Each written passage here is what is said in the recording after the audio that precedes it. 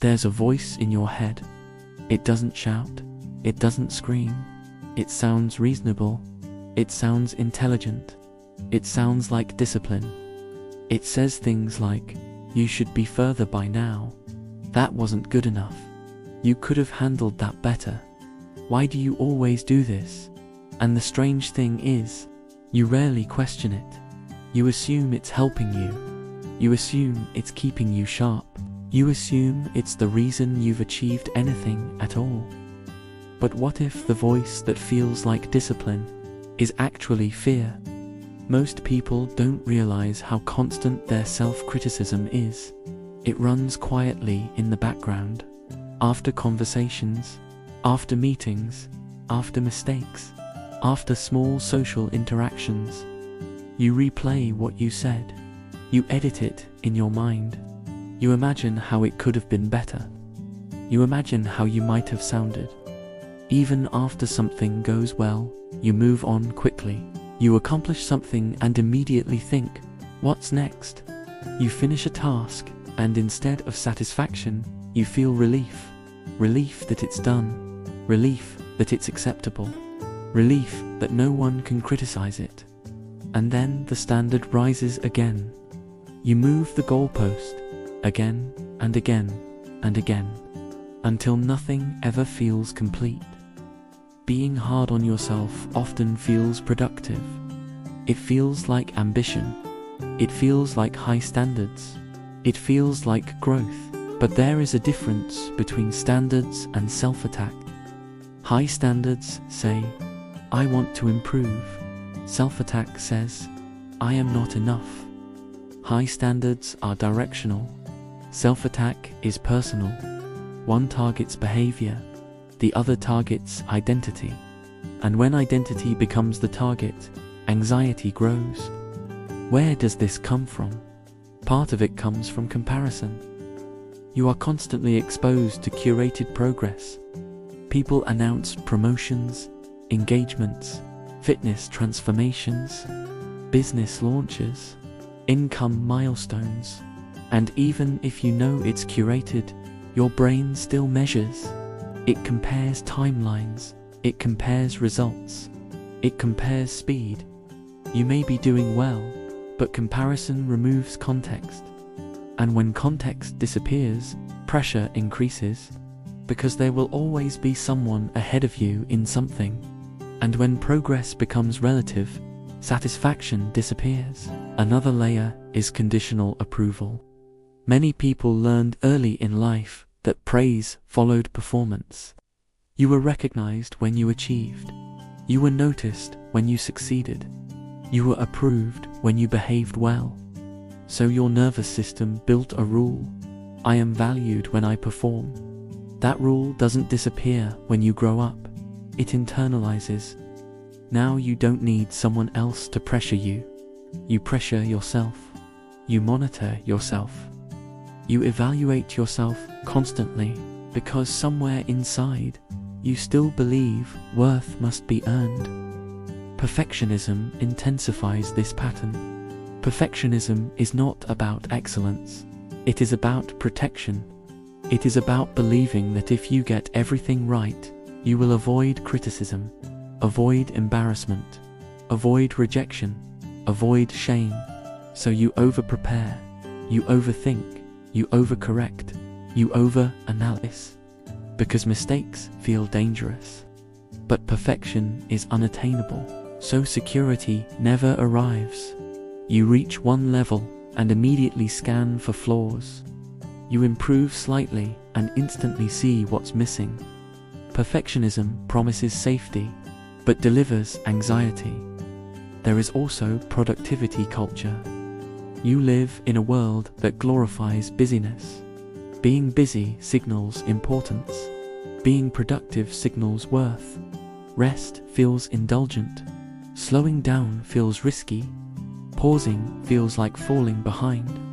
So when you're not moving fast enough, the inner critic activates. You're wasting time. You should be doing more. Other people are ahead. Eventually, the pressure becomes constant. Even in moments of success, even on days off, even in silence. But here's what rarely gets discussed. Self-criticism does not improve long-term performance. It activates the threat response. When your nervous system perceives threat, it narrows focus. Creativity decreases. Risk tolerance decreases. Confidence decreases. Because fear-based motivation is not sustainable. It produces urgency, not clarity. It produces pressure, not confidence. The inner critic, often developed for protection. At some point in your life, anticipating mistakes kept you safe. Maybe criticism prevented punishment. Maybe achievement gained approval. Maybe being ahead reduced vulnerability. But strategies built in one environment do not always serve you in another. Protection can evolve into punishment. And what once helped you survive can now keep you anxious. When your identity becomes tied to achievement, mistakes feel threatening. When your identity becomes tied to productivity, rest feels dangerous. When your identity becomes tied to being ahead, slowing down feels like failure. So you stay hard on yourself, because softness feels unsafe. Compassion feels like weakness. Understanding feels like lowering standards. But compassion is not the opposite of growth. It is the foundation of sustainable growth. You may not notice how constant the internal pressure is. You finish something and instantly think about what's next. You accomplish something and dismiss it quickly. You improve and immediately raise the bar. You rarely allow satisfaction to settle. So nothing feels enough. And when nothing feels enough, you begin to believe you are not enough. There is also fear of falling behind. Even when you are doing well, you fear regression. You fear losing momentum. You fear being average. You fear wasting potential. So you push constantly. But pushing constantly disconnects you from joy, from presence, from appreciation, because your attention is always on what is missing, never on what is working. Self-compassion is often misunderstood. It is not laziness. It is not complacency. It is accurate evaluation without emotional attack. It is acknowledging mistakes without attaching them to identity. It is recognizing effort, recognizing progress, recognizing context, without turning every shortcoming into a character flaw. There is a difference between correction and condemnation. Correction says, that didn't work. Let's adjust. Condemnation says, that didn't work. I am a failure. One builds resilience. The other builds shame. And shame does not create sustainable confidence. It creates avoidance. If you are constantly hard on yourself, ask, whose voice is this? Is it truly yours? Or is it inherited? From parents, from teachers, from culture, from comparison, from moments where mistakes had consequences.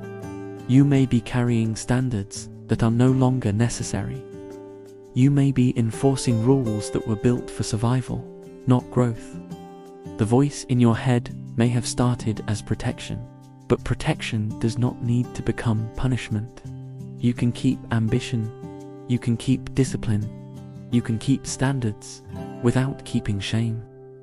Growth fueled by curiosity feels different than growth fueled by fear. Curiosity expands, fear contracts. Curiosity allows experimentation.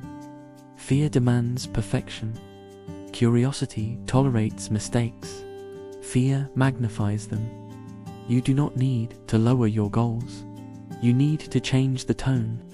You can pursue excellence without attacking yourself. You can strive without shaming yourself. You can improve without dismantling your identity. Maybe you are not lazy.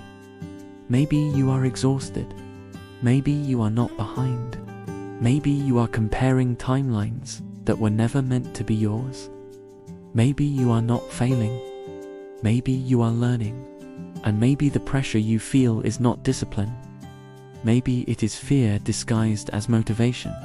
Fear does not have to run the narrative. Maybe it's time to shift the story.